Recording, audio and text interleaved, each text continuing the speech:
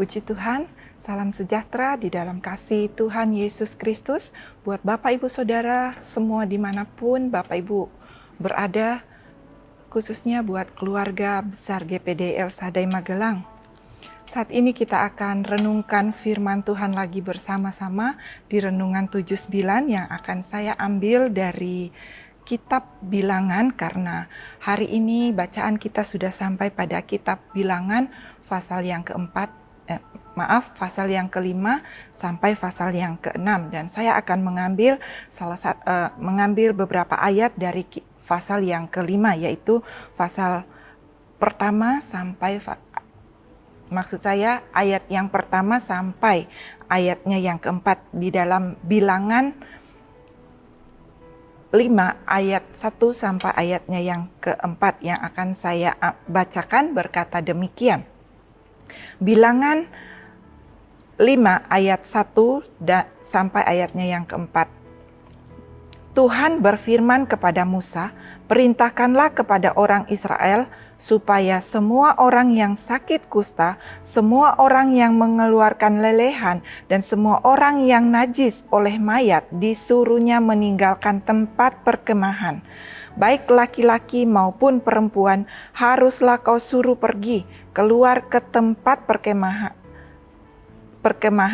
haruslah mereka kau suruh pergi, supaya mereka jangan menajiskan tempat perkemahan di mana aku diam di tengah-tengah mereka." Maka orang Israel berbuat demikian. Mereka menyuruh orang-orang itu meninggalkan tempat perkemahan seperti yang difirmankan Tuhan kepada Musa. Demikianlah diperbuat orang Israel. Puji Tuhan, Bapak Ibu Saudara. Renungan firman Tuhan saat ini saya akan beri judul "Semua Ada Aturannya". Di dalam kitab Bilangan pasal yang kelima dan yang keenam ini adalah merupakan penjelasan tambahan dari kitab Imamat yang sudah kita renungkan beberapa minggu-minggu yang lalu, yang masih berhubungan dengan hal kekudusan yang harus diatur kembali. Sebelum bangsa Israel meninggalkan Sinai untuk pergi ke tanah perjanjian. Dan di sini kita melihat Tuhan memberikan aturan-aturan itu kepada umat Israel untuk apa, Bapak Ibu Saudara?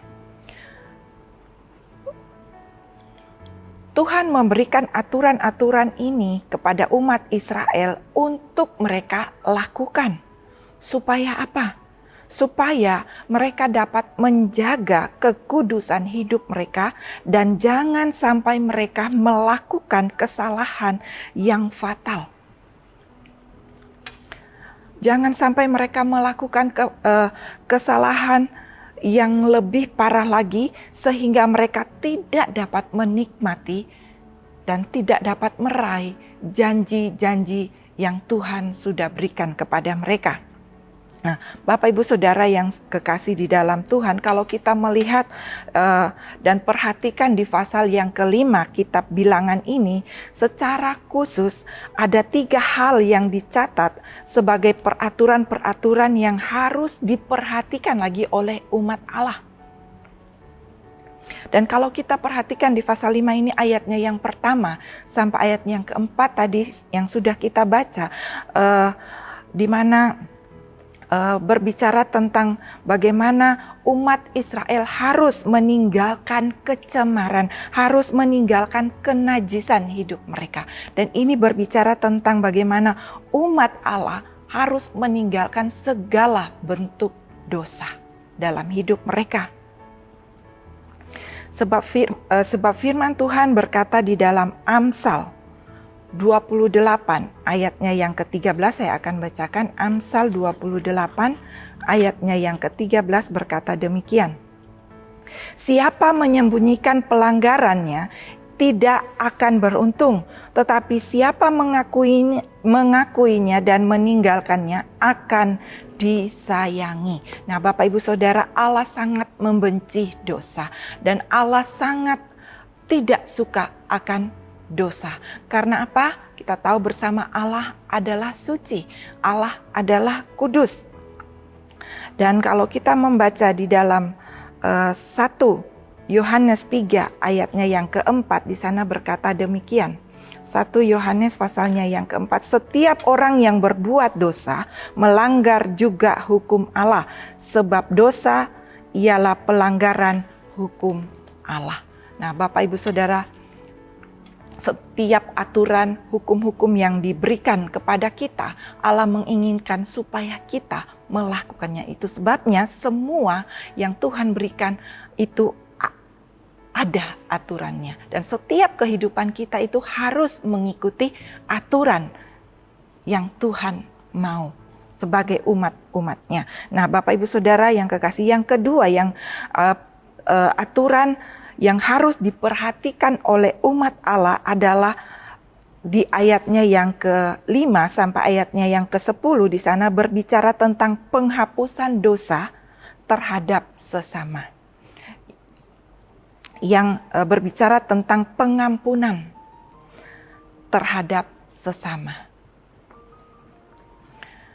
Bapak Ibu Saudara yang kekasih di dalam Tuhan, Injil Markus pasalnya yang ke-11 ayatnya yang ke-25, di sana berkata, Markus 11 ayatnya yang ke-25 berkata demikian.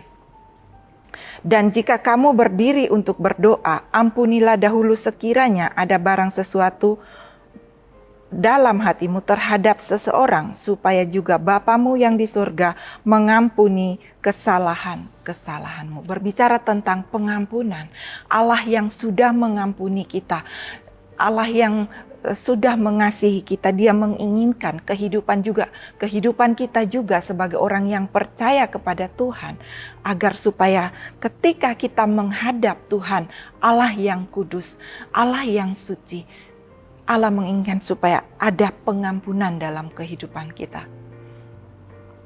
Kita saling mengampuni agar supaya apa? Setiap persembahan yang kita berikan, setiap doa yang kita sampaikan itu berkenan di hadapan Tuhan. Dan itu adalah satu bentuk dari kekudusan hidup kita. Dan yang berikutnya kita melihat yang ketiga yang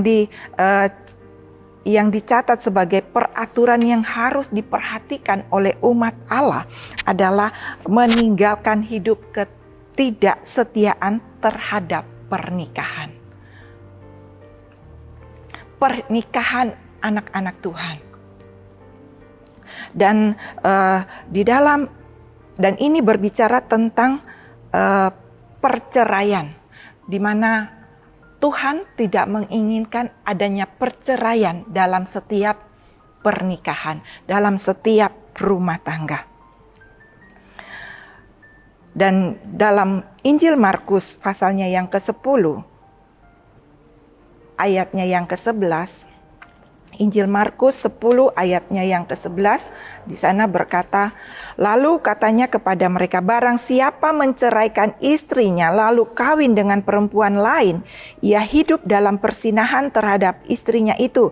Dan jika si istri menceraikan suaminya dan kawin dengan laki-laki lain, ia berbuat zina. Nah, Bapak Ibu Saudara, Allah sangat membenci perceraian, karena apa yang sudah dipersatukan oleh Allah, firman Tuhan juga katakan di dalam Matius 19 ayatnya yang ke-16, tidak dapat diceraikan oleh siapapun.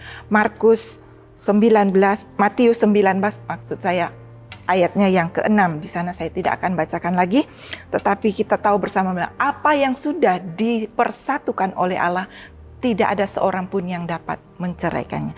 Dan Bapak Ibu Saudara, untuk apa aturan-aturan ini diberikan kepada umat Allah?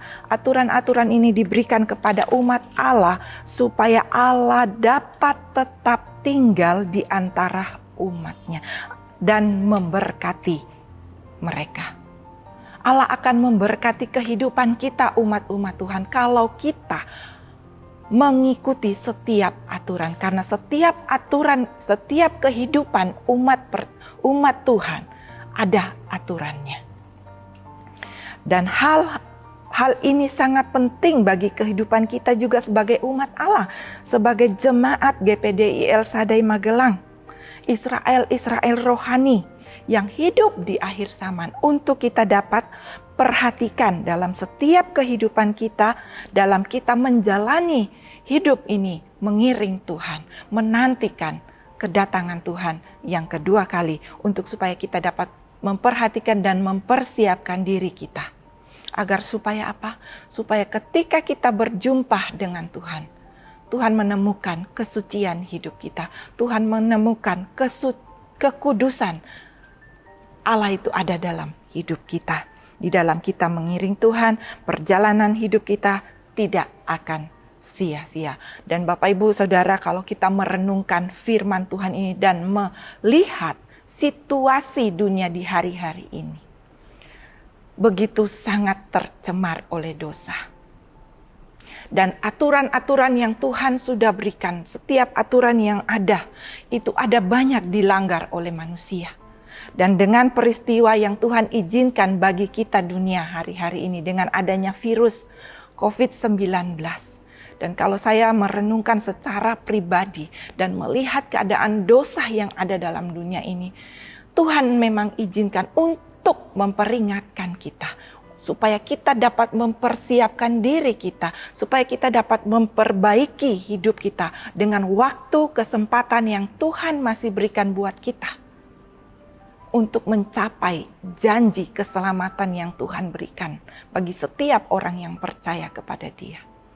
Bapak Ibu Saudara, dengan melihat dosa yang hari-hari ini ada banyak orang yang tidak takut lagi. Mereka melakukan perceraian, mereka melakukan kawin cerai, dan bahkan ada pernikahan sesama jenis yang sudah diizinkan di beberapa negara. Dengan COVID-19, Tuhan menginginkan supaya kita menjaga jarak. Jangan terjadi hal-hal yang sangat menjijikkan bagi Tuhan. Hal-hal yang sangat membuat Tuhan marah.